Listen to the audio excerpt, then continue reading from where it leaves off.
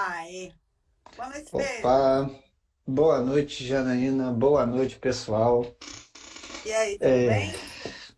tudo ótimo e vocês? E você, Tá primeiramente, né? Mas, tudo tranquilo. Tava fazendo uma enquete aqui antes com a galera, perguntando se eles acham que o Pilates gera controle motor, hum, e todos foram unânimes em dizer que sim, né? E, enfim, primeiro, Emerson, queria agradecer você por aceitar o convite. Você prefere que chame de Pedro ou de Emerson? Pedro, Emerson é sobrenome, Ah, é sobrenome? apesar de parecer nome composto, né? Uma coisa mais, Aham. mas é sobrenome, a família Emerson. Então tá. Então, Emerson, bora lá. Pedro, Gente, por que eu sou assim, senhor? É a idade já, sabe? Um dia você chega lá, Pedro, você vai ver. relaxa, são 9 horas da noite, meio da semana ainda. Se apresenta aí, apesar que muita gente te conhece já. Então, se apresenta para Com nós, fala um prazer. pouquinho da sua trajetória. Vamos lá. Primeiramente, boa noite mais uma vez, boa noite a todos. Muito obrigado pelo convite. Essa, assim, eu acho que é uma oportunidade bem única para mim de estar falando com um público que está um pouco mais fora da minha bolha, né? E realmente eu tenho buscado mais esse tipo de dinâmica, esse tipo de conversa, porque, enfim, em algum momento a gente precisa realmente saber o que as pessoas estão desenvolvendo, trazer outras ideias, enfim, sempre pelo fim aumentar meu conhecimento, difundir meu trabalho e por aí, né? Então, pô, excelente convite, é um grande prazer estar aqui. E para quem não me conhece, meu nome é Pedro, eu sou criador do Resgate do Movimento, já tenho esse perfil, né, desde 2017, então já são 5 anos que eu venho trazendo alguns tópicos relacionados a neurociências do movimento, que é uma área minha de pesquisa, de estudo, é uma área que eu gosto de levar para a prática, que eu aprendi a gostar, né? Eu posso estar com a barba um pouco mais bem feita, mas eu também não sou mais nenhum garoto, né? Já estou formado aí, já tenho uns 12 anos, então já já tem bastante estrada também. E sou profissional de educação física, não sou fisioterapeuta, como muitas pessoas pensam, mas gosto muito de. Eu me aproximei muito da fisioterapia durante a minha carreira.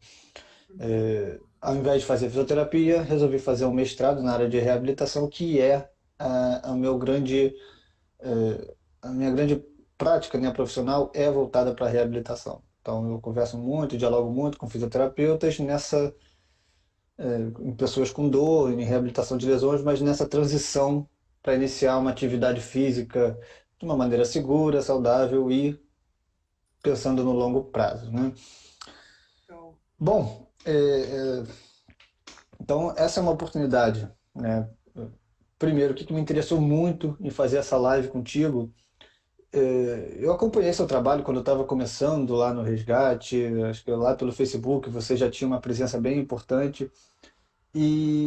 Mas de certa maneira eu tinha um tipo de pensamento na época, uma coisa que eu levava para minha prática, que nesse meio do caminho eu comecei a fazer autocríticas, né, enxergar um pouco as limitações daquilo que eu fazia, e eu acabei me afastando, né, de alguns profissionais e entrando em outros, né, me aproximando de outros profissionais. Uhum. E o Pilates, né, o universo Pilates acabou, a gente vai falar bastante aqui, mas o universo Pilates ele acabou se afastando. Eu vou trazer um fato curioso que, não sei quem sabe, mas muita gente não sabe. Eu trabalhei com Pilates, bem assim que eu me formei, eu tive estúdio de Pilates, o Olha que estúdio bacana. ainda existe. Então, acho que foi uns 4 ou 5 anos, assim, lá de 2009 a 2014, alguma assim, eu trabalhei com Pilates, né? Administrava o estúdio e dava aula também. Então, eu tenho alguma propriedade porque a gente vai falar agora, porque eu conheço o método. E, então, eu conheço as abordagens e, da mesma forma, eu sei as limitações que envolvem, pelo menos, o Pilates clássico Uhum. e o Pilates que é mais difundido, mais praticado, mais recomendado, né? E, então, por isso que me interessou muito, porque quando eu eu voltei a ver o seu trabalho, né? Você fez alguns comentários, você curtiu algumas coisas, pô, legal, Janaína, né? Aparecendo por aqui. E você estava com um discurso totalmente diferente, sabe? Um discurso bem contemporâneo, bem atual, mas ainda assim, com a prática do Pilates, né? Trazendo algumas discussões que, cara, para mim eu achei interessantíssimo você trazer temas de neurociências da dor, de controle motor, para uma abordagem que ela é antiga, de certa forma, e eu sempre defendi uma revisitada, né, no Pilates para que ele se adeque a um discurso mais moderno. E me parece que você está fazendo isso muito bem. Assim, eu quero já te dar os parabéns também, né, depois de agradecer, eu quero te dar os parabéns. E eu acho que essa live aqui, ela vai ser bem interessante, porque eu também quero saber muito sobre como você tem desenvolvido todos esses. eh, toda essa transição, né? Como é que você está no mercado hoje? Eu acho que vai dar bastante pano para manga essa live hoje. Sim. Aí, com É, licença, mas também, claro. como provavelmente tem muita gente que está acompanhando a live e está vindo das minhas redes, eu vou jogar de volta para você, o pessoal que está chegando agora também, para você também, se pudesse apresentar um pouco. Sim. Eu tenho um pouquinho mais de tempo de formada que você. Eu tô naquela época que a gente começa a falar que passou dos 30 e deixa pra lá essa história. Então, eu sempre gostei muito de biomecânica, sempre fui muito estudiosa em biomecânica. E a minha proposta, o meu primeiro curso, já foi questionando essa. Eu tenho as duas formações, a formação do Pilates clássico Uhum, contemporâneo, mas ao contrário do que muita gente imagina, Pedro, eu vim da terapia manual. Porque quando eu me formei há 30 anos atrás, o Pilates não estava no Brasil ainda, né? Então eu vim de cadeias, né? Então eu fiz a formação em cadeias musculares, de Suchard, enfim, de Gudelive, cheguei a fazer com Leopold Busquet, enfim, fiz todas as cadeias que vieram para o Brasil. E antes de me tornar instrutora de Pilates, né, eu fui terapeuta manual durante muito tempo. Trabalhei no Einstein, o que me deu muito muito conhecimento do corpo num sistema único. Você sabe o que é. Acho que você imagina o que é a porta de um hospital, né? Ali você tem a oportunidade uhum, de aprender muito. E quando eu parti para o curso, para ensinar, né, algumas coisas me intrigavam profundamente, né, dentro do Pilates. E uma delas é que, assim, eu tinha um percentual dentro do meu espaço de trabalho que não melhoravam quando a gente. A primeira pulga atrás da orelha que veio para mim é aquela coisa do powerhouse. Foi a primeira questão, ou powerhouse, ou a estabilização segmentar, enfim, que foi muito confundida, né? E ainda é confundida, ainda tem pessoas que trabalham com a estabilização segmentar para tratamento de coluna, enfim. E eu tinha um percentual de alunos no meu estúdio que você pedia a contração da estabilização segmentar e a dor aumentava absurdamente. E aí eu entrei naquela vibe de autocrítica que você entrou agora, e daí fui embora do Brasil, tive a chance de ir em Madrid fazer minha formação clássica e tive contato com muitos profissionais que eu gostaria de ter tido. Né? Então ali legal. eu conheci muita gente, dentre eles o Máximo Lombardozzi, que fala muito sobre pressões, né? As pressões internas, muito antes de Calfrier, né? Junto com Bernadette lá atrás, naquela geração, Bernadette de Gasquet, já existia, né? O William Finet já pesquisando profundamente as pressões internas e tal. E aí as coisas foram se juntando, sabe? Assim, você vai entendendo o corpo por dentro, você vai entendendo o corpo por fora, você vai entendendo a hierarquia e nunca parar de estudar. Agora vieram essas coisas, agora a questão digamos, de uns 10 anos para cá, né, que veio essa geração mais neurociência, né? E eu comecei a estudar também, porque eu gosto do método Pilates. Assim, Uhum. Pedro, eu acho que é tão difícil cair no gosto dos médicos. O médico mandar um paciente fazer fisioterapia ou mandar fazer exercício físico. E do mesmo jeito que eu acompanhei a onda da RPG toda, né? Que todo mundo saía do médico com 10 sessões de RPG e fazia 5, 6 anos de RPG, né? Eu acompanhei toda aquela febre acompanhei a febre do Pilates quando chegou no Brasil, com o show da Madonna, e todo mundo querendo ficar com o corpo da Madonna. Então as pessoas iam fazer Pilates porque queriam ficar com o corpo parecido das grandes cantoras e grandes atrizes. E hoje eu vejo o Pilates como um método de reabilitação, porque ele caiu no gosto dos médicos, né? Sim. Então, eu acho que isso é uma maneira ainda de trazer o paciente para os nossos espaços de trabalho, o encaminhamento do médico, né? Porque caiu no gosto do médico. E eu acho que a gente tem, eu concordo com você, não ache você que eu não tomo pedrada, mas eu tomo muita pedrada. Eu tomo muita pedrada do pessoal que vem da ciência, que acha, que fala que eu sou superficial, que eu acho que eu sei de tudo. Não é, porque o meu público é um público que veio do Pilates. E o meu Uhum. público é um público que saiu da universidade, fez a formação de Pilates, a mais barata que tinha, não teve a condição de fazer a formação clássica, e está aí no mercado de trabalho. E hoje, esse público está lidando com hérnias, com listeses, enfim, e com todo esse modelo novo biopsicossocial, esse pessoal ainda está preso na crença do powerhouse ou da linha profunda do Tom Myers, que prega o Pilates clássico. Então, eu acho que é minha função é tirar esse povo da caixa, tá? E mostrar para eles, olha, tem muita coisa além, tá? Tem muita coisa além e muita coisa que a gente pode fazer, inclusive, dentro do Pilates, dentro de um espaço de Pilates, né? Então, e no Brasil, e concomitante a tudo isso que aconteceu no Brasil, uma divisão absurda entre o Pilates clássico e o contemporâneo, onde ao invés de todo mundo se juntar, né, e tentar, porque todo método é assim, né, as coisas evoluem, a ciência evolui, e um método que começou a ser desenvolvido lá na Primeira Guerra Mundial, cara, não pode ser descrito ainda como o melhor método, o melhor exercício físico. Eu falo isso e Sim. eu tenho um estúdio de Pilates.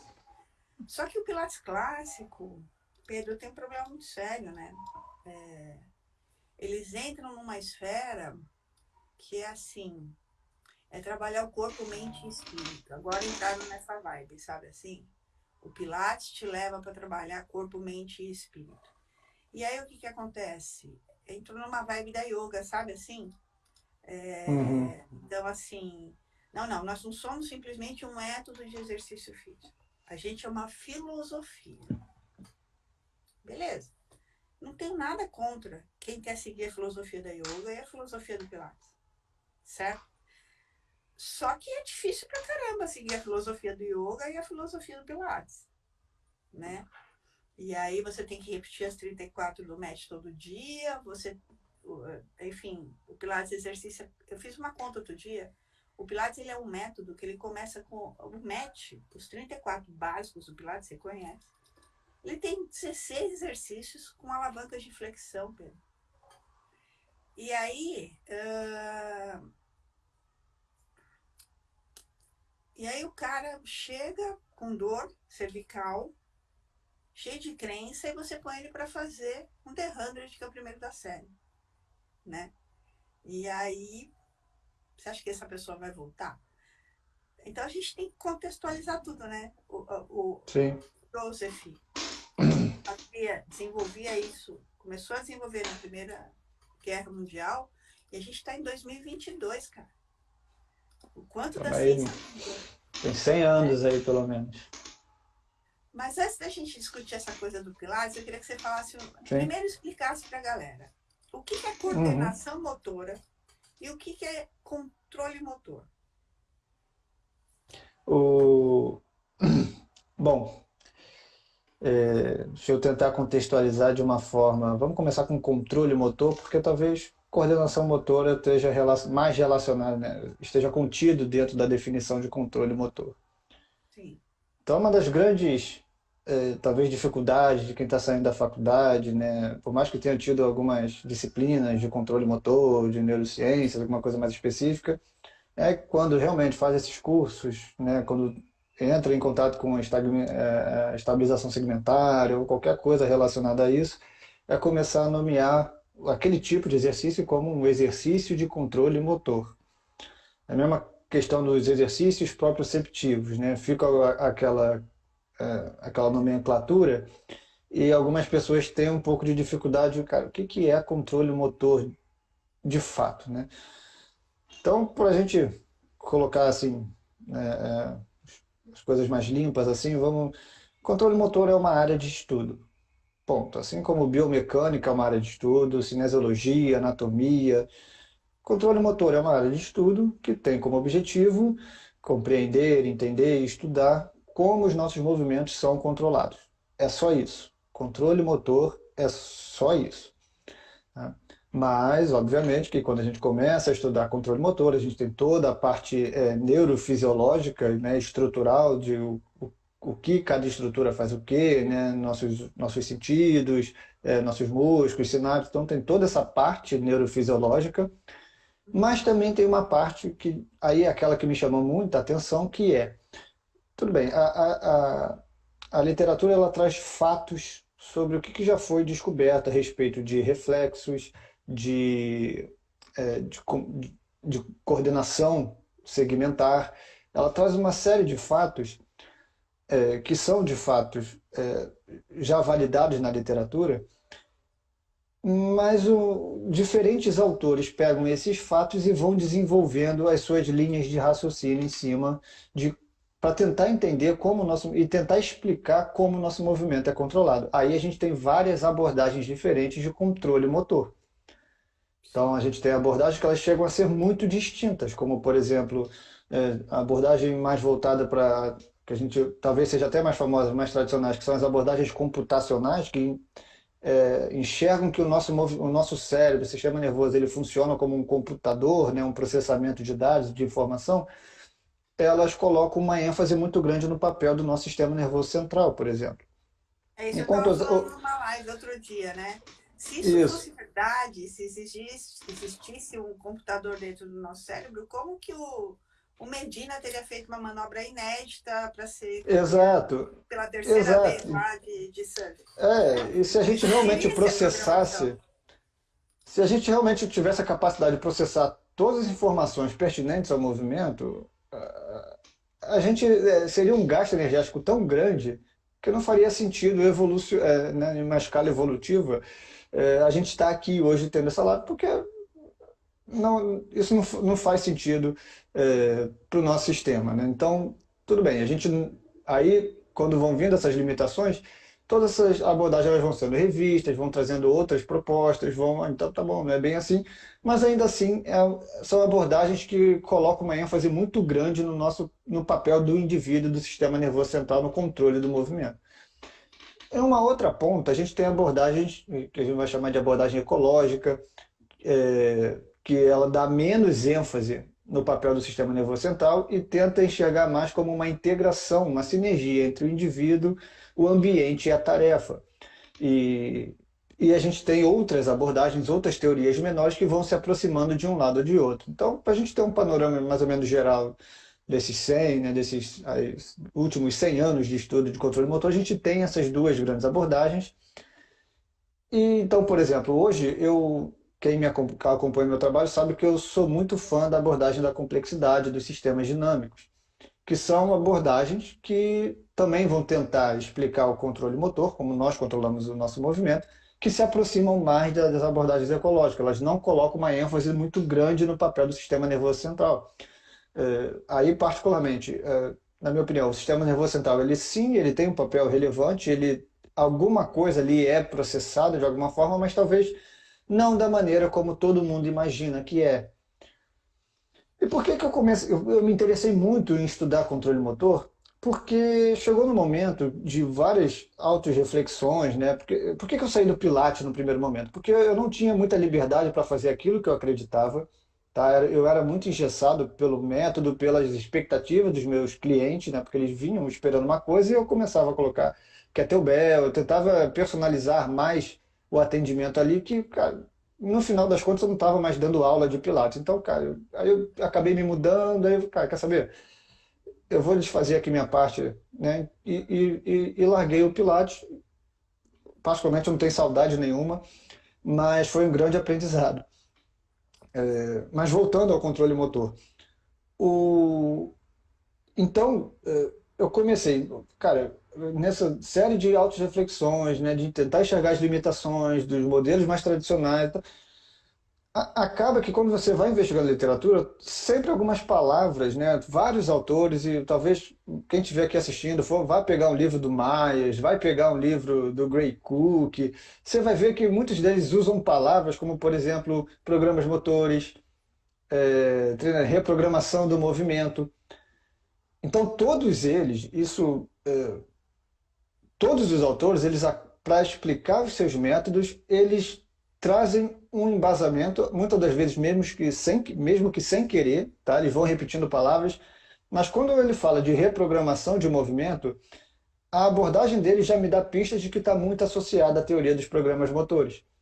Sim. Então, se eu conheço as limitações dessa teoria, eu já começo a apontar algumas limitações das abordagens. Eu posso até continuar lendo, mas eu já vou saber que ele vai estar muito mais próximo de modelos cinesiopatológicos, da ideia de que existe um movimento ideal, de que a gente tem que diminuir variabilidade motora, de que a gente tem que treinar repetição, repetição, porque é o que faz sentido dentro dessas abordagens maiores. Então eu comecei a investigar muito mais, cara. Então eu preciso entender melhor essas abordagens, ser crítico, né? Eu preciso entender para poder criticar.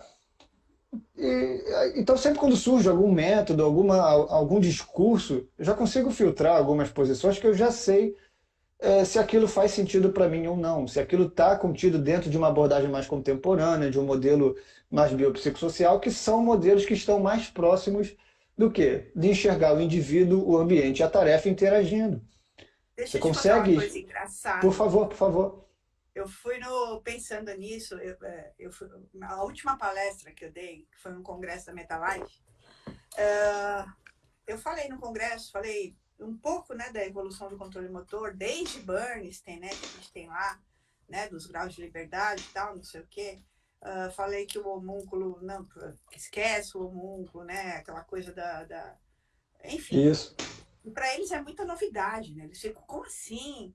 Aí eu falei, então assim, aí eu cheguei no meio do congresso e falei assim, vocês sabem que o primeiro nome do Pilates, todo mundo estava num congresso de Pilates, né? Sabe que o primeiro nome do Pilates foi contrologia, né? Porque o Joseph, ele queria Verdade. que a gente controlasse todos os músculos voluntários no corpo, e aí sim a gente não teria nenhum tipo de problema corporal. E eu, hoje, com certeza, baseada nas novas teorias de controle motor, eu posso dizer para vocês que a contrologia é impossível de ser atingida. Impossível.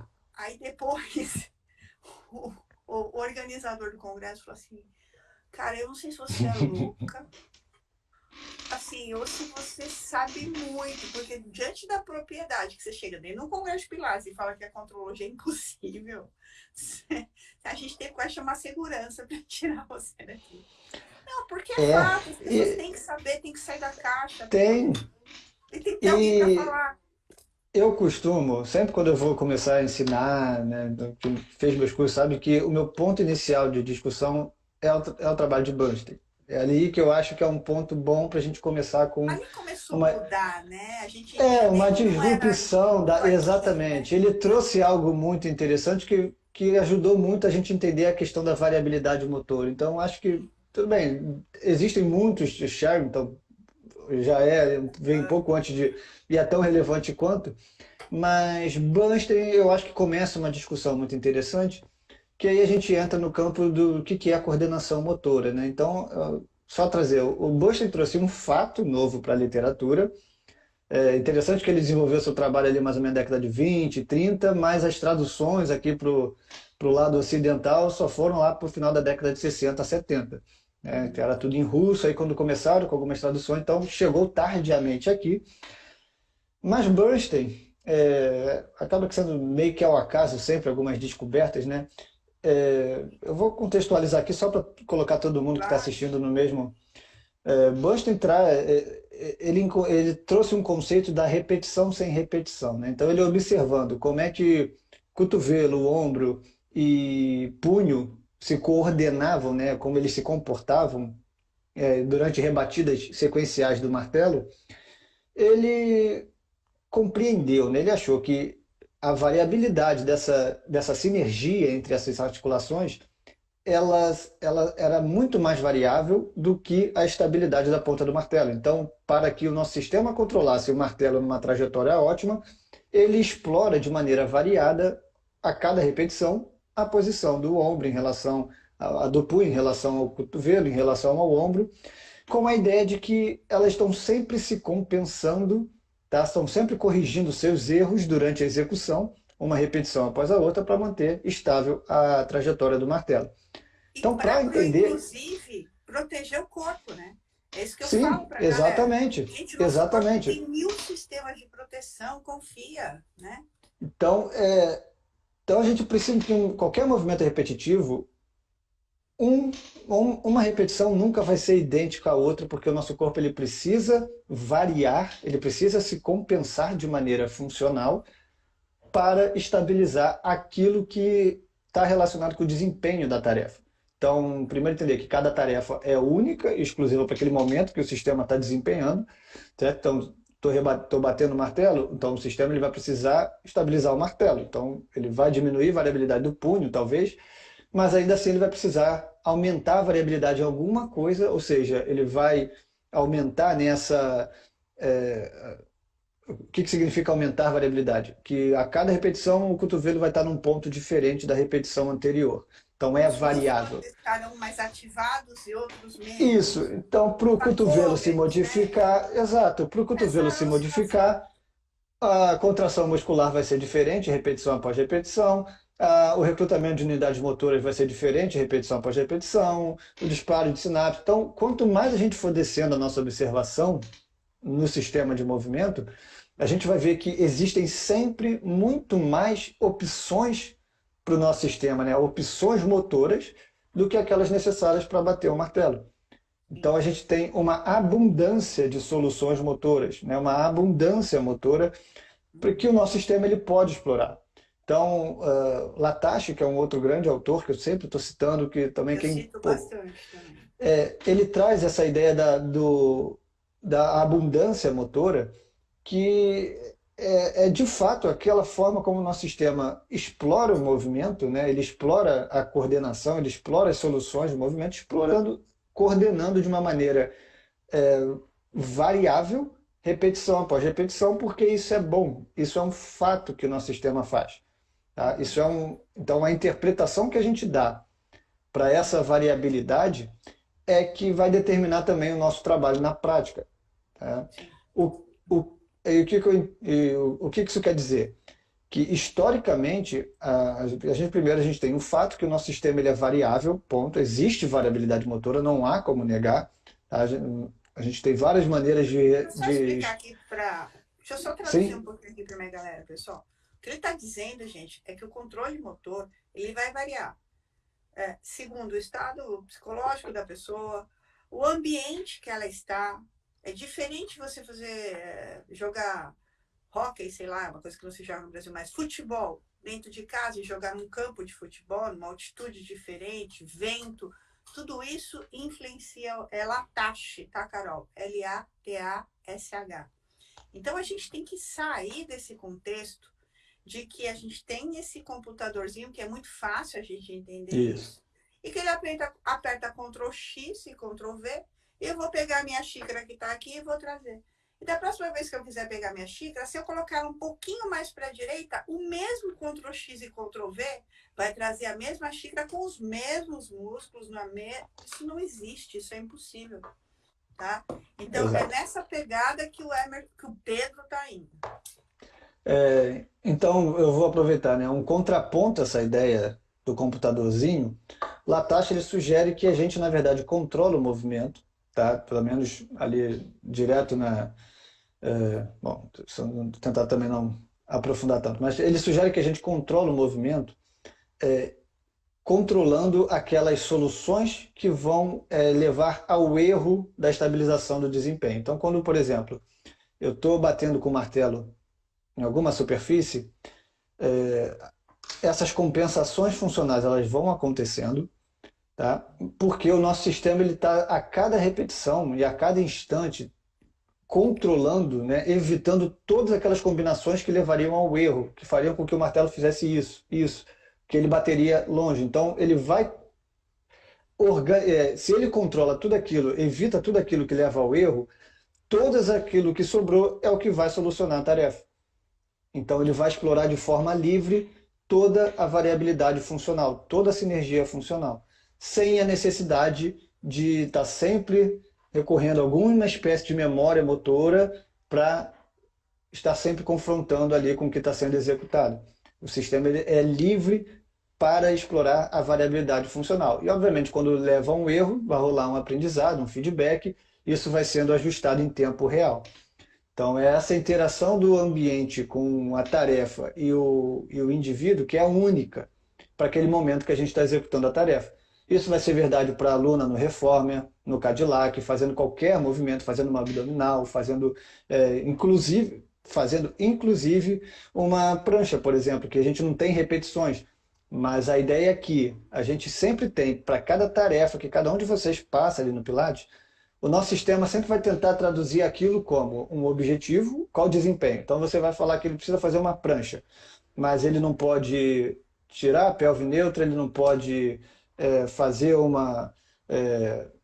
tem que manter, né, também neutra ali a escápula, o cotovelo ele tem que estar alinhado com o ombro. Então você já restringiu a tarefa de certa forma que agora ele tem poucas opções motoras para ficar parado ali, que é basicamente isso que o sistema está tentando fazer. Fica parado aí 1 minuto, 2 minutos e ponto. Sabe? Contrai o powerhouse. Então, a ideia, né, pelo menos do Pilates clássico, é esse excesso de restrição com a ideia de que aquele movimento ele é melhor, né, que aquela estratégia ela é melhor, ela é mais saudável. Mas, na verdade, traduzindo em controle motor, você criou uma tarefa com muitas regras que agora ele tem poucas opções para explorar. Sim. Então, Então, se isso não for feito, só para fechar, se isso não for feito com uma intenção muito boa, assim, cara, não, eu quero fazer isso exatamente porque ele tem um padrão X e eu quero ver se ele consegue controlar um padrão Y. Ponto. Beleza. Fez consciente? Pô, ótimo, você está explorando de maneira consciente. Mas se é simplesmente pela crença de que aquele movimento é mais saudável, eu acho que aí escancara a limitação de métodos como o Pilates. Uhum. Deixa eu falar só vamos só responder isso, que é a principal bugada que todo mundo dá, Emerson. Eu já respondi diversas vezes, já desenhei, vamos ver. Carolzinha, presta atenção aqui no tio Pedro, tá bom? Eu não vi a pergunta dela. E o corpo tem esse mecanismo que explicaria a lesão por esforço repetitivo? Se o corpo tem esse mecanismo... Então, o corpo tem esse mecanismo, mas não necessariamente ele vai ter a capacidade de explorar outras soluções.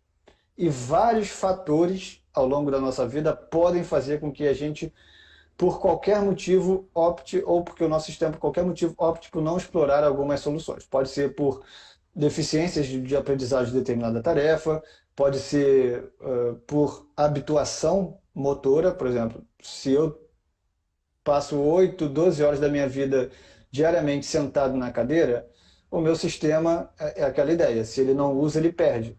Então não tem por que ele ficar explorando outras soluções, outras contrações, porque ele não tem essa experiência, ele não tem essa vivência ao longo da vida. Então acaba restringindo a minha capacidade motora de maneira geral e, de certa forma, eu estou sempre colocando as demandas, né? Eu estou sempre dissipando cargas, sempre nos mesmos tecidos, nas mesmas estratégias. E a ideia do esforço repetitivo, né? Que isso pode levar a uma lesão por sobrecarga, né? No futuro, aquela tensão sempre no mesmo tecido. E exatamente isso, uma das ideias que o Latache traz quando ele fala sobre flexibilidade motora. Que a ideia não é a gente treinar um movimento ideal, mas fornecer opções de movimento que vão fazer com que o sistema tenha a capacidade de se adaptar perante a novas situações. Certo? Então, se o sistema naturalmente ele tem essa capacidade de dissipar cargas, de explorar outras soluções motoras, mas por qualquer motivo ele não está fazendo isso, E muitos motivos podem levar a isso. Fadiga pode levar a restrição de movimentos, dor, histórico de lesão, tudo isso vai diminuir nossa variabilidade Vigilância, motora. né? O powerhouse, enfim. Exatamente.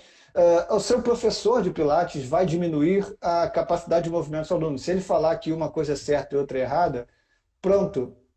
Para o leigo, é a mesma coisa quando o médico fala alguma coisa para a gente, quando o psicólogo Exato. fala. Para quem não entende, ele vai falar, então se isso é errado, eu não vou fazer, eu não vou explorar.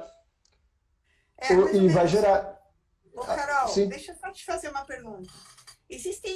A gente já teve grandes fábricas, né, grandes metalúrgicas aqui no Brasil, com milhares de funcionários, enfim. Se existisse de fato a lesão por esforço repetitivo e fosse algo que é inerente ao nosso corpo, por que todos os funcionários, depois de 6 meses ou 1 ano fazendo esse movimento, não se machucariam? Porque só alguns se machucam. São coisas que a gente tem que refletir. Quando a gente está lendo, sim. como o Pedro falou, quando a gente está estudando, quando a gente está lendo alguma coisa, a gente tem que estar sempre refletindo. Mas então, Sendo por quê? crítico, né? Exatamente, mas espera aí, se é só apertar o botão e que vai dar ler, vai dar dort, por que tem milhões de pessoas no mundo inteiro que fazem isso também, apertar, e nunca tiveram nada na vida? Tem uma que entra na empresa, faz 1 mês que está trabalhando e já é afastada porque já tem ler. O cara está inventando? Não, ele pode ter um déficit de aprendizagem, como o Emerson falou, ele pode ter um problema social, ele pode não odiar apertar aquele parafuso. E aí ele vai criar uma crença ali que ele está fazendo uma coisa horrível durante 8 horas, né? O outro vai adorar. O outro pode adorar apertar o parafuso. E o corpo, ele tem essas variáveis possíveis, emocionais e ambientais, Sim. que vão estar sempre se interagindo. É como o Pedro falou, é dinâmico isso tudo. Isso. Então, uma solução de movimento que pode ser ótima em um momento, daqui a 1 minuto, dependendo da complexidade da tarefa, já pode não servir mais e pode aumentar o risco de lesão. Né? Na presença de fadiga, aquela solução ela é modificada. Isso que você falou da fábrica é muito interessante porque todos não se machucam. Porque exatamente essa crítica, né, são essas limitações que modelos cinesiopatológicos eles têm. A literatura ela invalida a ideia de que, por exemplo, discinesia escapular causa dor no ombro. Porque a pessoa ela pode ter dor no ombro independente da posição da escápula. Mesma coisa para lombar, mesma coisa para o Ou joelho, vice-versa. ou vice-versa, exatamente. Então, a ideia de que a gente possa encontrar associações é aquela famosa frase, não implica causalidade. A gente encontrar duas coisas que se parecem, que andam juntas, que se parecem, que faz sentido a gente pensar, não faz sentido a gente, ou melhor, não implica causalidade. Aí, por Galera, isso, fala. não, pode nortear o Galera, pessoal. a gente tem que entender o seguinte. Eu sei que é duro. É duro a gente sair do padrão anatomopatológico. Afinal, a gente foi criado dentro dele. A gente aprendeu biomecânica, a gente aprendeu a ver cartilagem lesada, sabe? Mas comecem a ser críticos, como eu sempre falo para vocês. Minha intenção é sempre tirar vocês da caixa, né? Cara, todo mundo aqui atende aquele paciente de 90 anos de idade, que você vai olhar o exame de raio-x, não tem mais coluna. É só aquele fio borrado, branco, não tem mais definição nenhuma ali. Aquele paciente, ele tem dor no joelho, ele faz tudo com a coluna. Como você explica, né? Sim? Será que a vértebra é tão importante? Não estou falando que não é, pelo amor de Deus. Amanhã sai já no Instagram, todo mundo compartilhando que a Janaína diz que a O re, vértebra não o precisaria re, existir. o re, só o recorte ali, Não, né? 10 a segundos. louca do Pilates falou que não precisa ter vértebra, entendeu? Mas assim, desgastou, envelheceu e ele continua tendo função, porque ao longo da vida dele, ele foi praticando e melhorando as habilidades motoras de variabilidade motora dele. Que, como o Emerson disse, pro Pedro, oh meu Deus do céu. Cara, Cara, vai de Emerson mesmo que estamos vendo. mesmo? Então tá Pode bom. ir, Agora pode vai ir, sair tem Pedro. problema. Agora que você autorizou, Agora vai ser Pedro. Pedro. Então, olha só. E aí, cara, ele não fez nada que restringisse ele. Ele trabalhou muito bem a variabilidade motora, que é recalculada, como diz o Emerson, é reorganizada a cada frame de movimento, a cada. Se você pegar uma câmera e reduzir isso em câmera lentíssima, você vai ver que a organização ela é feita durante o movimento. E aí, Pedro, falei que agora é essa aí? Já vamos emendar aqui. Então, o fato de corrigir no Pilates, no exercício físico, reduz as inúmeras possibilidades de variabilidade? Sim, sim, reduz. Bom, qualquer correção de movimento reduz reduz variabilidade em um momento. A grande questão da variabilidade é que é uma literatura que ela está sendo muito discutida agora, né? Da gente começar a olhar mais para a variabilidade do que para padrão de movimento, né? Para uma angulação ideal do joelho quando corre, uma posição do quadril, Não, então a literatura está buscando mais entender e estudar o fenômeno da variabilidade e como levar isso para a prática, né? Como traduzir isso para a prática, né? Tentar enxergar isso na prática e que para mim também faz mais sentido do que a gente pensar em padrões ideais. Mas sim, correções, o que eu falo, normalmente eu falo nos meus cursos, que a maior mudança, na verdade, ela tem que ser no profissional, porque um dos grandes vetores de má informação, né, de informação desatualizada com a literatura e restrição de movimento é o profissional. Tá? Então, às vezes, o que uma pessoa com dor está precisando é aumentar a variabilidade, não diminuir a variabilidade, ou seja, ela não precisa trocar um padrão por outro padrão, que seja ideal, e esquecer qualquer outra forma de interagir. Ela não precisa, isso eu estou falando de maneira geral, mas por favor, cada caso é um caso, cada Não contexto é estamos um falando contexto. de movimentos É, aberrantes, de você isso, deixar o cara cair de cabeça no chão, nada disso. exato, não, e é porque também tem esse problema. Quando a gente começa a gente sempre, o nosso filtro ele se mantém, mas a gente tenta sempre enxergar o que é novo sempre. Ah, então, tá, então o que que eu tenho que fazer? Eu não sei, porque quem vai dizer isso, na verdade, é o seu aluno, é o seu paciente, tá? Não existe receita de bolo fora de modelos tradicionais. Isso é interessante. Tá? Fora do modelo anatômico patológico, do modelo cinésio, né? Da teoria dos A programas gente motores. está aprendendo agora a lidar, né, com essa relação Isso, contextual. Isso o que eu é de sempre muito tempo falo é para cá. exatamente, a gente tem que ficar cada vez mais proficiente em entender o contexto do nosso aluno. E o contexto não é só mecânico. Quando o paciente chega com dor, está chegando uma história ali, está chegando um caso ali.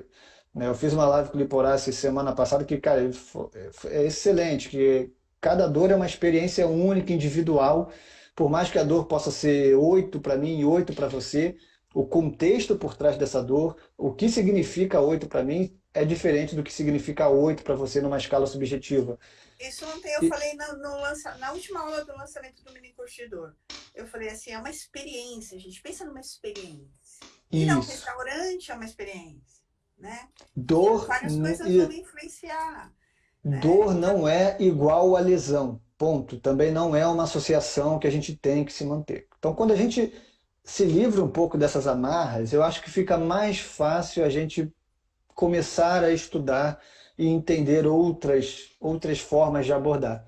Então, o que eu sempre falo também, quem vai dizer basicamente o que você deve fazer e como deve fazer é o seu paciente. Se a gente começar a escutar mais a história de vida dele, começar a escutar mais o sentido que ele dá para a dor dele, os desejos dele, as expectativas, as crenças que ele tem, porque isso já vai começar a formar um cenário contextual que, óbvio, o movimento é importante, a capacidade de movimentação dele é importante, o histórico de atividade física dele é importantíssimo, mas não é tudo.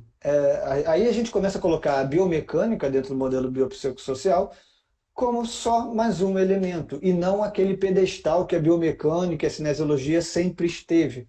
Né? E não que ela tenha morrido também. Ela está Claro que ali. não, claro que não. Ela é muito relevante, mas para cada contexto ela vai ter uma relevância diferente. E o contexto não é simplesmente naquela avaliação inicial e depois de 3 meses que você vai. É no trato diário, né? É naquela empatia que você vai ter com o aluno, aquela troca de sinergia você com o aluno, é aquele papel que você vai dar para o aluno. Ele vai ser um papel mais passivo, médico-paciente, ou você vai dar voz para ele decidir sobre as suas estratégias, né? Sobre o que ele acha que é melhor para ele. Dificilmente a gente faz esse tipo de pergunta.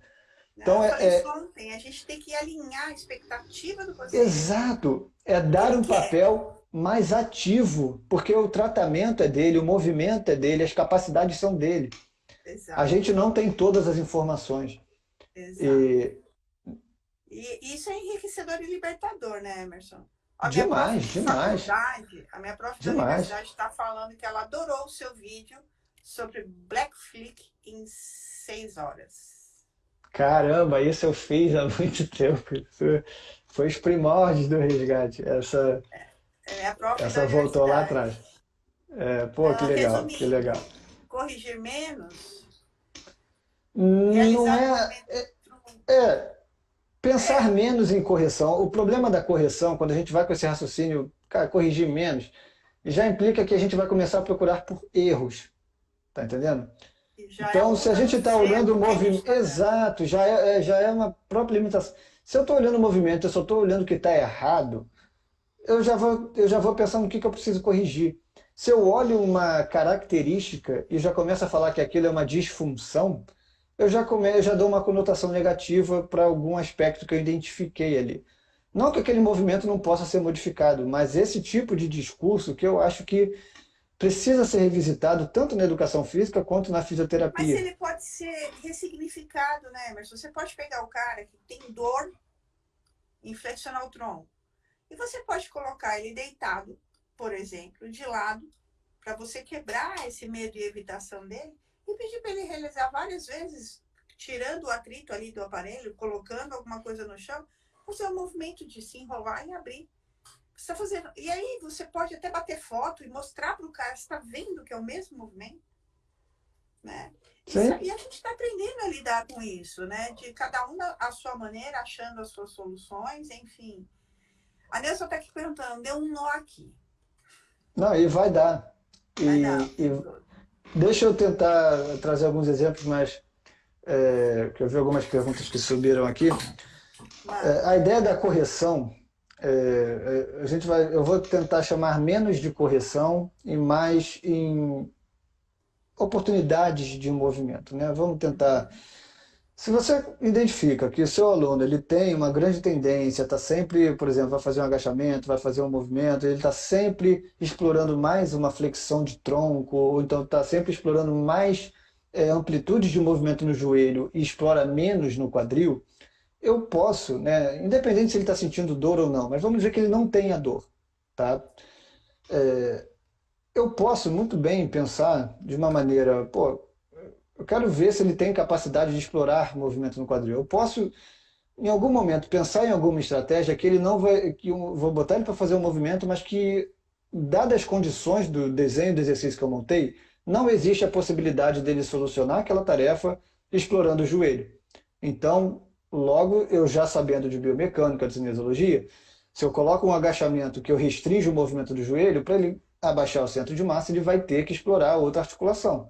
Vai ter que explorar mais tornozelo, vai ter que explorar mais quadril. Aí eu vou ver como é que ele vai se movimentar em relação à relação lombar com quadril, se isso gera dor, né? Se tem alguma evitação ali, se ele consegue explorar, se ele consegue solucionar a tarefa, beleza, Ok, já me deu um aspecto interessante de que caso ele não conseguisse solucionar a tarefa mais, ele consegue solucionar, mas por qualquer motivo ele não explora, ele tem a capacidade.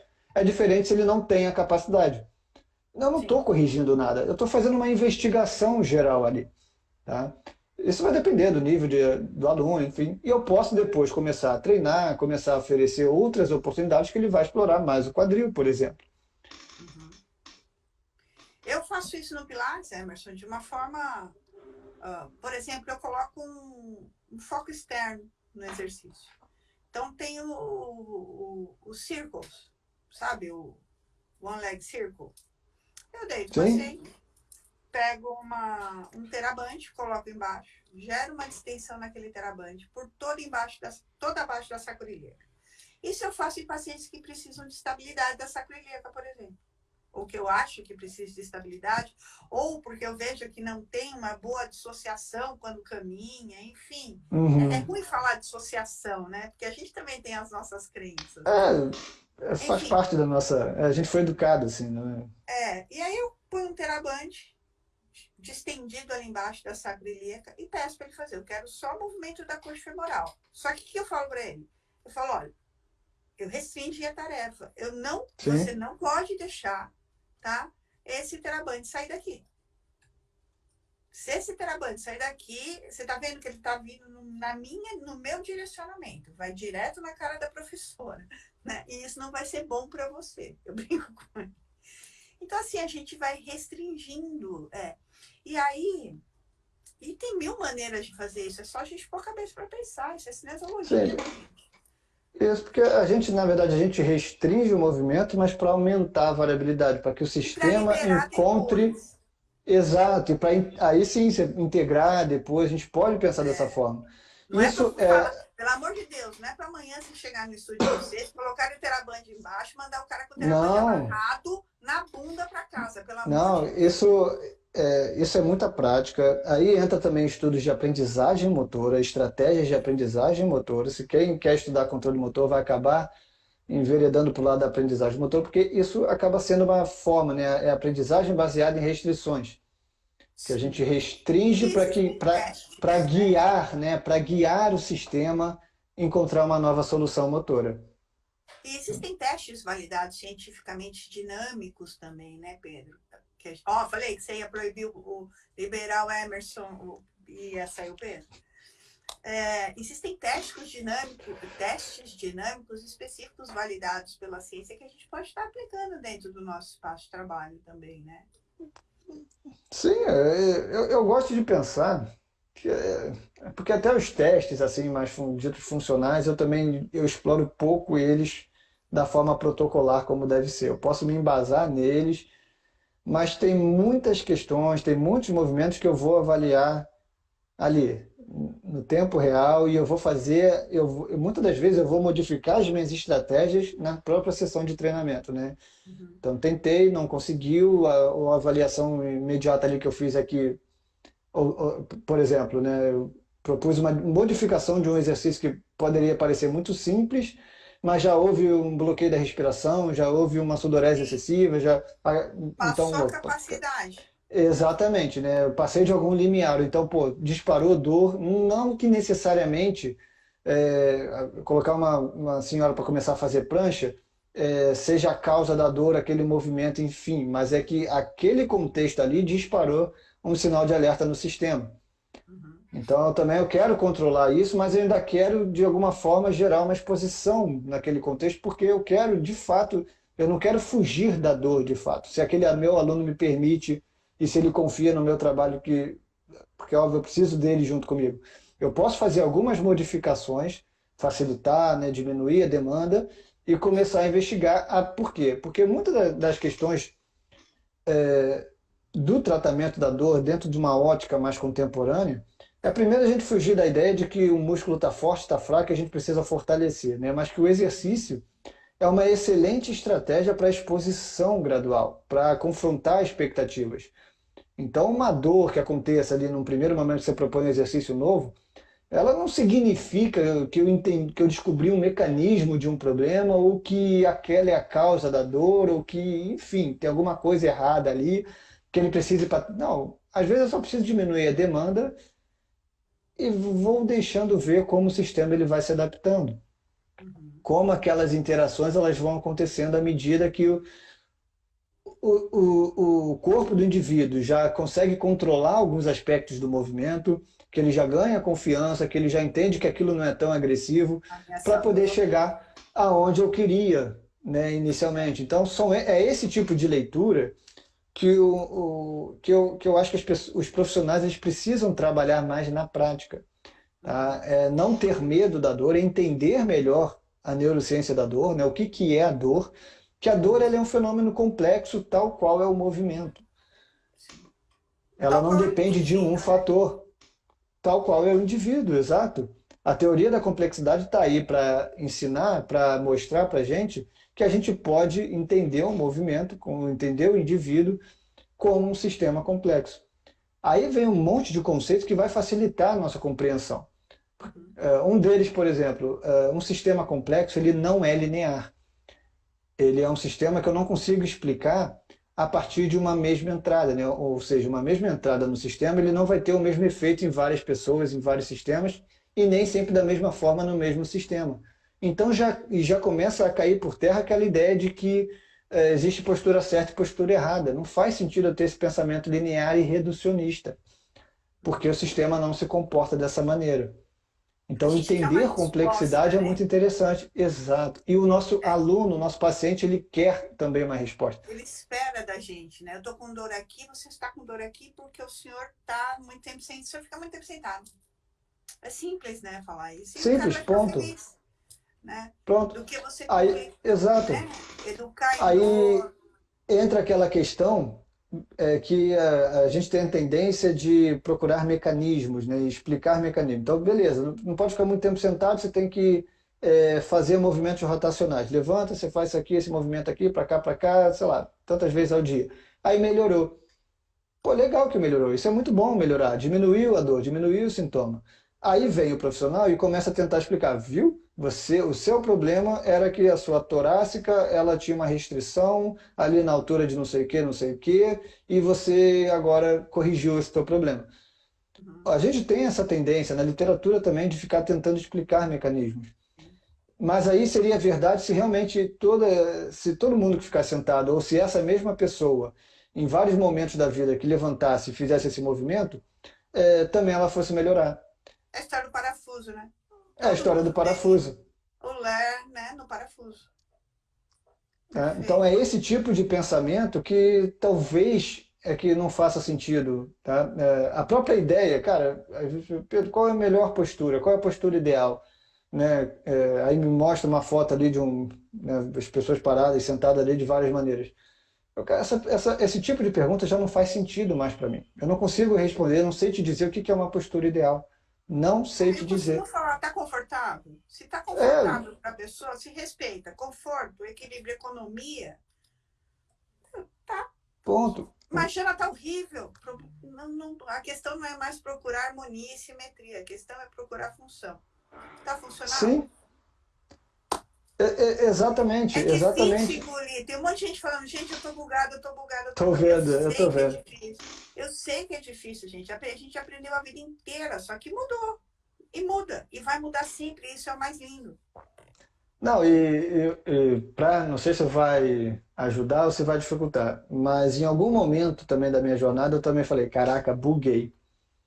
Ah, eu bugo Porque várias vezes também. eu tenho uma característica que eu sou muito autodidata, né? Então, beleza, eu posso ouvir você falar, posso ouvir o professor falar, cara, mas eu vou correr atrás ali, mas, cara, de onde é que ele está tirando Ah, eu essa também tenho. informação? Então, eu vou pegar o artigo e vou ler. Então, quando eu comecei a ler esse tipo de assunto, eu falei, caraca, maluco, buguei, porque você entra naquele limbo, né? Que, cara, então aquilo que eu fazia não faz mais sentido, mas eu também não sei fazer É, agora. eu também não sei Eu fazer também nada não sei o que diferente. eu faço agora, né?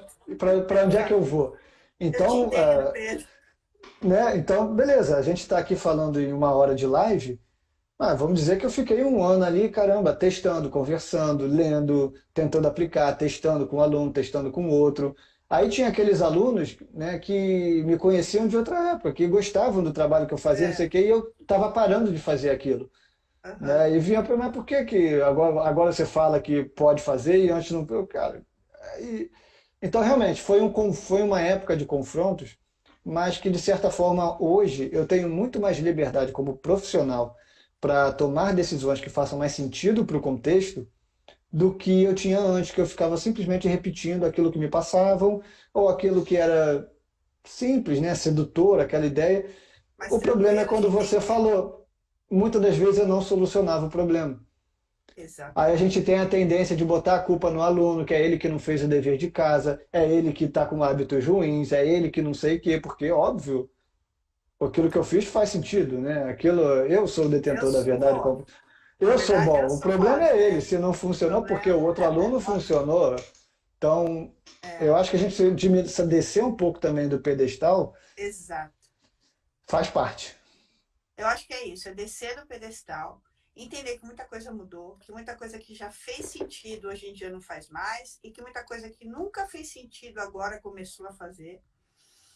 E a gente tá nesse limbo, exatamente isso, né? Que a gente não sabe o que é a postura correta, mas a gente também já sabe que não existe postura ideal e estamos propondo, somos curiosos, eu também sou muito Sim, autodidata como você, somos curiosos, apaixonados pelo movimento, que deu para ver o seu brilho no olho falando também.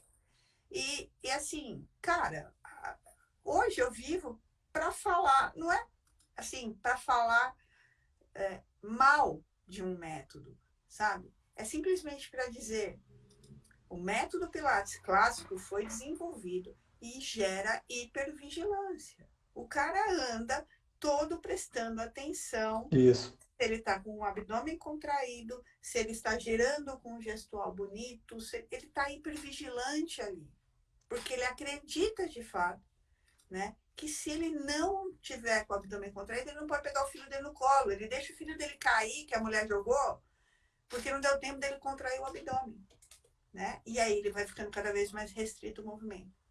Então, eu acho que a saída para salvar o Pilates, de verdade, Pedro, Sim. por gostar do método Pilates, assim, porque eu acho que os vetores dos equipamentos, as camas, as macas, dão muitas possibilidades para a gente trabalhar com vetorizações diferentes, vetorizações livres, enfim, deixar o cara Sim, explorar, deixar ele mais solto, né? Coisa que, por exemplo, claro que cada exercício físico tem a sua propriedade específica. Diferente da musculação, que o cara fica ali na cadeira também, de uma certa forma, limitado, né? O Pilates, ele dá mais liberdade. Mas o contemporâneo, né? Porque o clássico, ele não permite, né, isso. Então, assim, sim. na verdade, o que eu tento, e o povo do clássico me odeia, e aí eu tenho muitos haters, Imagino. eles não admitem isso, né? Eles acham que é, tem que ser feito igual o Joseph falava, Pois é. sabe? E tudo bem, quem quiser usar o Pilates como filosofia, vai lá, usa como filosofia, assim como a yoga. Agora, hoje em dia, todo mundo põe um tapetinho debaixo do braço, fala que está indo fazer yoga, e é yoga. Virou um método de exercício, certo? Sim. E aí, são essas questões e essas crenças que eu falo para vocês, galera. É, vamos, vamos pensar um pouco mais fora da caixa. Vou até tirar aqui o comentário para a gente conversar, para a gente poder ver sua carinha. Pensar fora da caixa, lembrar que a variabilidade motora é boa, que experienciar o corpo é muito bom, estudar, né, Pedro? Não tem outro caminho, é ser curioso, é É estudar. estudar, acreditar quando a ciência diz alguma coisa, porque nós temos esse problema, eu sempre fiz a vida inteira e deu certo. Não, cara, a ciência agora falou que o que você fazia era placebo. E tudo bem, você melhorou um monte de gente com placebo. Só que agora você sabe que é placebo. Então, agora vamos mudar o nosso pensamento, né? E a gente descer do pedestal isso, dar 2 passinhos para trás, entender que a fisioterapia passa por esse momento e reaprender, né? Sim. O... eu também quero deixar uma coisa clara aqui, né, para quem acompanha o resgate, para quem está me conhecendo pela primeira vez. Eu sou muito entusiasta do Pilates, tá? Como atividade física, como promoção da saúde, eu acho muito válido, tá? É um método, é uma estratégia de movimento que tem as suas evidências de que é capaz de diminuir dor crônica, Uhum. né? Ah, eu só não gosto dos extremismos, que eu acho que já deu para ficar um tanto quanto claro aqui, né? Mas para que algumas pessoas, tá? Para que algum grupo especial, assim, para que alguma parte da população vai se beneficiar muito bem do Pilates. Então, aquela ideia de que Pilates é melhor exercício, é melhor, vai fazer o quê? Vai fazer Pilates, que é mais seguro. Não, eu acho que não são esses argumentos que deveriam levar alguém a fazer Pilates. Mas Uhum. algumas pessoas podem ter mais benefícios pelo Pilates, dado algumas particularidades suas, de estilo de vida, né? Enfim, de momento da Gosta, tem vida. prazer, tem uma equipe bacana, ok. Exatamente. Por quê? Primeiro, qualquer tipo de exercício, isso que é importante a gente ter em mente também, né? Que eu fiz a publicação essa semana sobre Pilates e a bicicleta, e realmente veio um pessoal que talvez não tenha entendido muito a proposta ali, né? A ideia é que eu não estou falando mal do Pilates. O fato de eu ter falado que o Pilates vai diminuir, o Pilates e a bicicleta ergométrica podem ter os mesmos benefícios na diminuição da dor, é muito positivo para o Pilates. Tá? Porque, por exemplo, eu não gosto de fazer Pilates. Não adianta falar que se eu tiver com dor eu preciso fazer Pilates, porque eu não vou fazer. Você vai aderir? Eu, Não vai. exatamente essa questão. Talvez o que seja mais importante é a aderência no longo prazo, é a prática regular de exercício físico no longo prazo. Somente se a gente estiver falando de dor crônica. E não é só qualquer exercício, mas tem que ter um, uma questão prazerosa por quem está fazendo, né? Tem que A ter gente um trabalha contexto por positivo. recompensa, né? Nosso sistema Exato, nervoso. exato, E você não vê recompensa nenhuma. Você acha chato o método, você vai obrigado. Vai ter exato. que fazer pro resto da vida. Você, cara, você vai falar, eu prefiro a dor. E aí, nessa hora, a gente tem que deixar o cara livre, né, Pedro? Isso faz parte da gente escutar as vontades, escutar as preferências e levar isso em consideração. Então vai ter gente que eu vou falar, cara, vai fazer sua bicicleta, vai fazer seu pilates, porque faz parte do contexto. Então pilates é uma atividade, e o que é bom do pilates, né? Pilates, você precisa de um baixo custo, né, para investir, os equipamentos não são muito caros, por isso que eu acho que ajudou muito a popularizar o Pilates, que hoje talvez já tenha sido mais fácil encontrar, mas você encontra muito Pilates ou equipamentos ou profissionais que trabalham com Pilates porque tem uma barreira de entrada muito baixa, né? O Isso investimento é é bom. baixo. O investimento é baixo e um final de semana você já consegue começar a colocar em prática.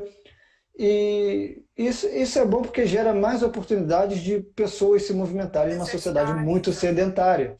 Então eu gosto de quem trabalha com Pilates e tem uma visão neutra, consegue entender isso e não é torcedor do método simplesmente porque é o seu ganha-pão, sabe? Eu não estou falando mal do Pilates. A ideia não é essa. Nem eu. Eu vivo de Eu tenho Pilates, né? certeza. Eu tenho certeza que você não está. Eu vi alguns comentários, algumas postagens que você fez, que alguma coisa relacionada à correção, que alguém falou, pô, mas aí se me tiram a correção, então o que que o aluno vai, o que que eu vou fazer, sabe? Então quer dizer que meu trabalho não tem validade, mas cara, é o tipo de pensamento que não faz sentido nenhum, sabe? Pedro, teve uma pessoa que fez um comentário assim: agora a modinha é não corrigir mais no Pilates. Isso não é modinha, isso é ciência. Pode ter sido um desses que eu li. A moda não corrigir. Então, se o seu trabalho como profissional do movimento é simplesmente ficar corrigindo, cara, eu vou dizer assim, em algum momento você vai acabar ficando para trás, sabe? Em algum momento você vai ficar. Porque o que que acontece? O que acaba norteando, muitas das vezes, a motivação do aluno por determinado, né, do aluno paciente, por determinada estratégia motora ou outra, por determinada prática de exercício ou outra, são as grandes mídias, né, são os médicos, não sei o que. Quando esse tipo de informação, né, abordagens mais modernas de dor, de movimento, chegarem na grande mídia, eu tenho expectativas positivas de que a gente vai ter grandes transformações nas nossas áreas a respeito de, cara, enfim, vão ser novas Incluindo coisas que vão falando ser bem. em, incluindo falando em cursos de saúde pública, né? Exatamente. A gente Eu está tenho indo expectativas muito muito boas. positivas em relação a quando esse tipo de discussão chegar na grande mídia, e já chega, tá bom? Outro Ah, dia eu vi alguma coisa numa grande revista, um grande jornal, falando em relação à postura sentada, que não existe isso. E, cara, é uma discussão muito boa. E isso vai chegar. Então, assim, já existe um movimento no mercado por um reposicionamento dos profissionais, porque a literatura está aí, ela está se atualizando, tem grandes profissionais que já estão, né, produzindo, profissionais aqui no Brasil, lá fora, que estão produzindo grandes discussões, novas estratégias de abordar uma pessoa com dor, uma pessoa com questões de movimento, e fugindo desse estigma do certo e errado, do movimento, da correção, não sei o quê, que assim, para mim é ótimo, porque é algo que eu gosto e faz sentido. Acho que para você também faz sentido, você já consegue enxergar o movimento dessa forma.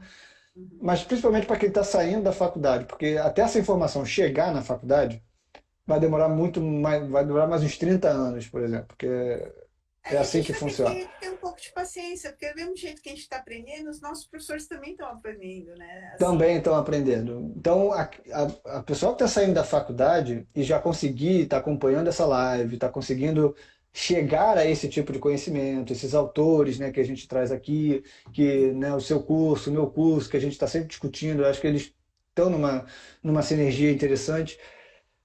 Então, ter acesso a essa informação é muito importante para você decidir se faz sentido ou não para a não, sua eu rotina acho que os profissional de caras saem futuro. muito na frente, né? Se é um cara que pretende atuar de verdade, alinhado com ciência, e colocar a cabeça para dormir tranquilo à noite, né? Olha, eu estou fazendo o que eu Sim, melhor posso pela minha profissão. Cara, ele está nessa live hoje, ele está num curso meu, ele está num curso seu, que aliás são excelentes os cursos do Pedro. obrigado. São difíceis, ele buga a nossa cabeça. Mas eu garanto para vocês que comprar o livro do Latache é muito mais bugador. Isso que eu ia falar, põe abaixo esse nome. O Latache é bugador. Ele tenta, o Pedro ele consegue melhorar, digamos, em 1% que o Latache. Porque é difícil, gente, não adianta. A gente tem que entender que nós somos profissionais de nível superior e tem que estudar, não adianta. Sabe? E é para sempre. Eu canso de dizer isso para eles. Tem que sentar a bunda, Pedro, e estudar. Concorda comigo? Não é Estudar. fácil. Não é a receita do bolo todo dia. Não, não me desfazendo de nenhum padeiro, mas que vai lá, põe tanto de trigo, põe tanto de alguma coisa. É diferente. E isso faz você se obrigar a estar sempre atualizado. Não tem como. Que é É, mais que eu tenho 30 anos, estou fazendo 31 anos de formada. Estou tendo que apagar um monte de coisa. Porque tem isso, se a gente também não tirar as nossas crenças, não adianta nada. exato. Exato. Acho que o ponto é esse, tem que começar por a gente. Exato. Querido, deixa eu abrir aqui. Foi o máximo, fazia muito tempo que eu te admiro demais, tá? Obrigado. É, então, assim, só deixando claro, deixa eu fechar aqui de novo. Nós não estamos falando mal do método Pilates, De nós forma simplesmente alguma. estamos falando que o Pilates é um método que pode oferecer grandes oportunidades para a gente, desde que ele deixe de ser engessado, desde que ele não tenha estabilização segmentar, que ele pare com essa coisa de querer estabilizar tudo, né? Tirar o movimento de tudo para melhorar a flexão do dedo. Isso não faz sentido, né? Diante de num momento da ciência que a gente tem que trabalhar pensando em tarefas, pensando em variabilidades motoras, em social, ambiental, né? A gente só está deixando claro que o quanto a ciência tem trazido de coisas para a gente melhorar o Pilates, né? Não é para matar o Pilates, é para melhorar Não, o de forma Pilates, para alguma. deixar ele mais interessante, né? A sociedade precisa que o Pilates continue. Tá? A Sim. gente vive numa sociedade sedentária que precisam o Pilates como opção de movimento. Tá? Isso é Sim. muito importante. E é importante também, eu acho até que é importante essa crença que a população tem, Emerson, de que Pilates é mais fácil. Eu vou fazer Pilates que é mais fácil do que ir para musculação. Mas deixa. Nada. Melhor eles acharem isso do que eles não irem nem para musculação e Nem para um, nem para o outro. nem para o Pilates, entendeu? E no Pilates a gente tem formas também de dar uma boa demanda ali devido à capacidade do indivíduo, Eu sei. né?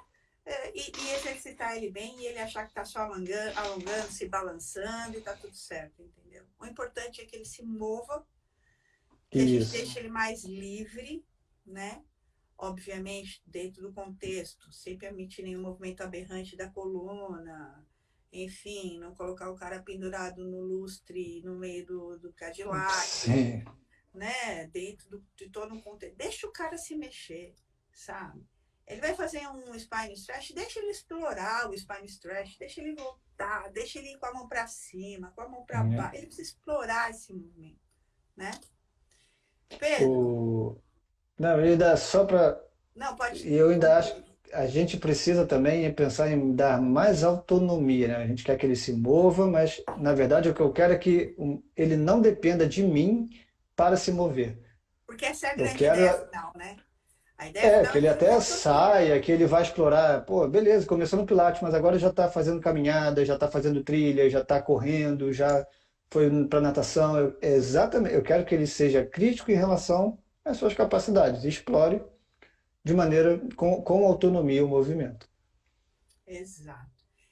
Lindão, quero dizer que você, sou fã do seu trabalho, gosto muito do seu trabalho, acompanho bastante sua página, gostaria de acompanhar mais. Sigam o Pedro Emerson. Olha, eu falei que você ia liberar o Emerson, ia sair Agora do. foi o nome todo. Sigam o Resgate do Movimento.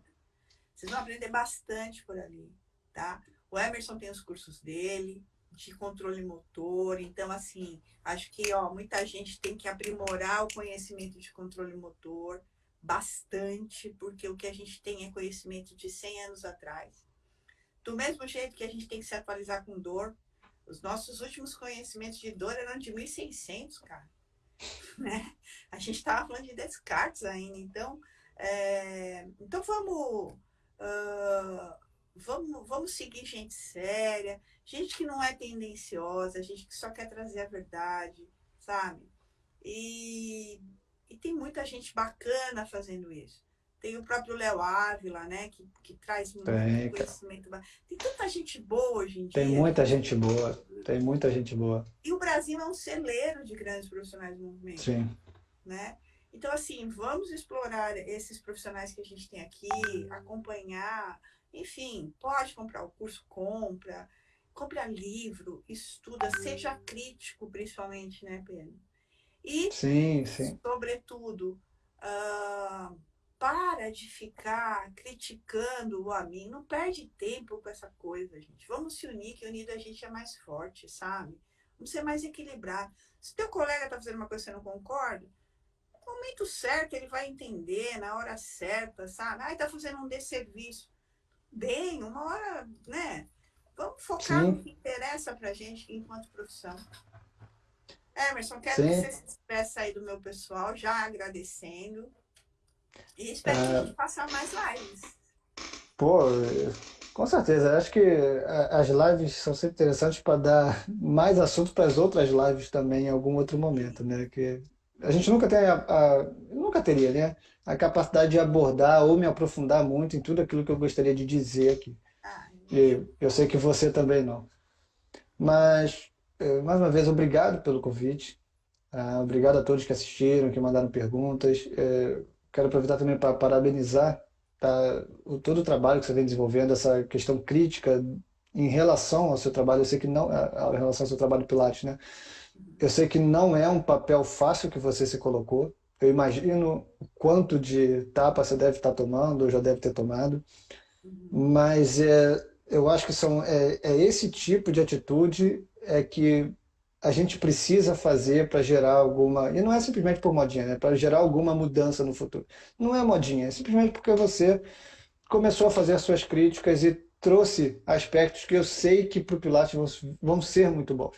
Eu que trabalhei com Pilates há anos atrás, olha só quanto tempo eu demorei para encontrar alguém que traria esse discurso, né? Que uhum. estaria se aproximando mais de tópicos mais modernos. Então, parabéns, tá? Parabéns. Eu que parei de seguir lá na época do Facebook, pode ter certeza que eu vou acompanhar mais de perto as discussões que você traz.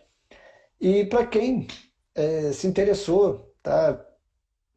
Pelos temas que eu trouxe, pela linguagem, viu o pessoal falando alguma coisa relacionada a isso, tá? Por esses assuntos, e não conhece meu trabalho, o Resgate, começa seguindo. Você pode vir falar comigo na inbox, que eu posso te dar um direcionamento de onde começar de uma maneira mais fácil, que faz sentido, alguns textos que talvez sejam mais digeríveis, tá? Eu tenho meu curso que eu tento realmente simplificar essas questões mais baseadas em controle motor, de uma maneira que a gente consiga traduzir para a prática, porque o que é interessante, só para fechar, é muita informação, parece ser muito complicado, mas na hora que a gente leva para a prática não é tanto assim, Sim, sim, sim. tá? Não é tão complicado assim. E depois com prática a gente vai ficando cada vez melhor em enxergar algumas coisas que antes a gente não conseguia, tá? Então fiquem livres para mandar qualquer pergunta para mim via inbox depois da live amanhã. É com muito prazer que eu gosto de conversar com vocês. Podem criticar, podem elogiar, fiquem à vontade, que são oportunidades para mim também de conhecimento e de crescimento. Sim. Tá bom, Janaína? Muito obrigado mais uma vez pelo Pedro, eu que convite e até uma agradeço. próxima. Até uma próxima. Um beijo grande. Uma boa noite para você e para Boa todos noite. vocês, galera. Beijo. Tchau, tchau, tchau, Pedro. Tchau, tchau.